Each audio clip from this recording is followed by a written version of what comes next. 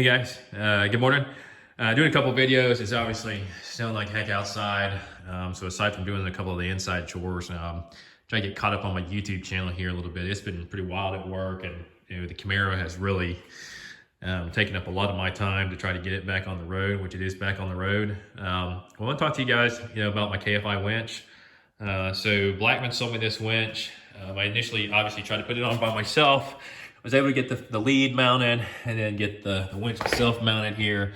And then I just, for the lack of it, couldn't get the thing wired up. And so after talking to those guys, there's a couple different things. They actually have to modify this kit because it's a universal kit. So, I think they charged me about 180, 200 bucks to put it on, which to me, at my age is kind of worth it, versus fighting it. To just tell you guys about this winch, I've actually used it once already. 3,500 pound KFI winch with a synthetic cable on it.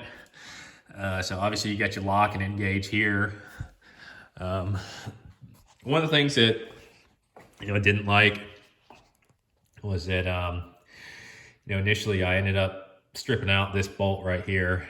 It used to be one of these, and so it looks like they may have changed the mount itself actually. Yeah, they did. Interesting. So they didn't use the original mount. They just put a bolt on it right here and attached it right there. And that's just, that's from people that do this for a living and know how to do it. So, so they put that on there. They did a really good job on it. A lot better than I would have. So apparently, the problem that I was having with this is I couldn't find a place to mount the solenoid. And so come to find out, it's actually mounted back here.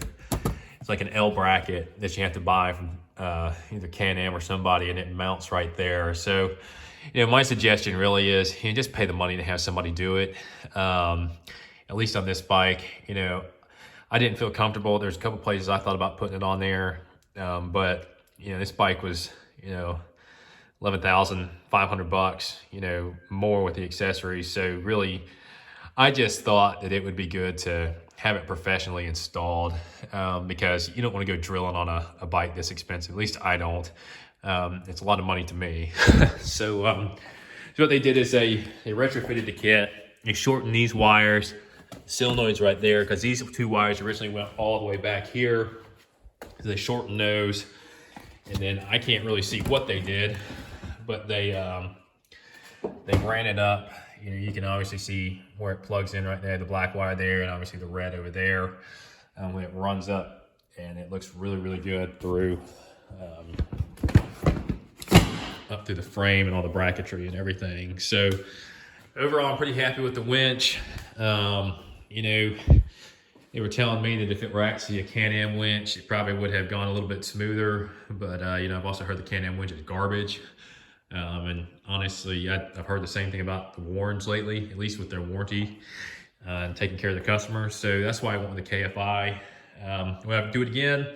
Yeah, probably so. The biggest lesson that I've really learned here is that, sometimes it's just worth paying somebody to do something, and obviously, I guess I've kind of gotten to a point in my life where I can do that. Typically for me, I always try to do things myself and save myself some money, but if you've got an expensive piece of equipment and you've got the means to do it, I'm starting to become more about paying people to do things, because it just makes, at least on something like this, a little bit easier.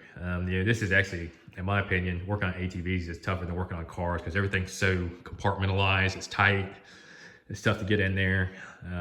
It's not really, user friendly to take apart and put back together.